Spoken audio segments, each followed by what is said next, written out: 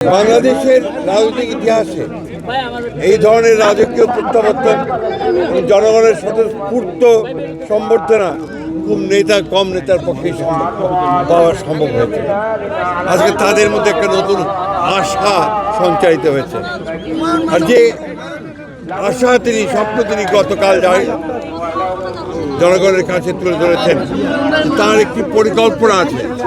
তিনি Martin Luther king এর মতে বলেছেন যে আই হ্যাভ এ প্ল্যান, অর্থাৎ একটি জনগণের উন্নয়নের জন্য, বাংলাদেশকে একটা সুদৃঢ় অবস্থায় নেওয়ার জন্য, একটি সুখী সমৃদ্ধ বাংলাদেশ নির্মাণ করার জন্য তিনি একটা পরিকল্পনা নিয়ে এসেছেন।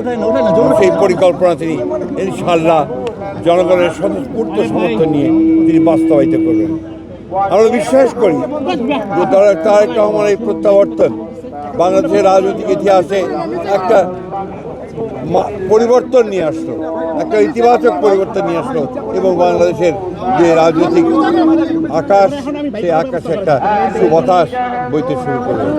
আমরা সবাই বাংলাদেশে দুটো দল নয়, ওটা বাংলাদেশের গণতন্ত্রপ্রেমী মানুষ, আমরা আজকে অপেক্ষা করে আছি এই নেতার নেতৃত্বে একটা সত্যিকার অর্থেই একটা সুখী সমৃদ্ধ গণতান্ত্রিক বাংলাদেশ নির্মাণের।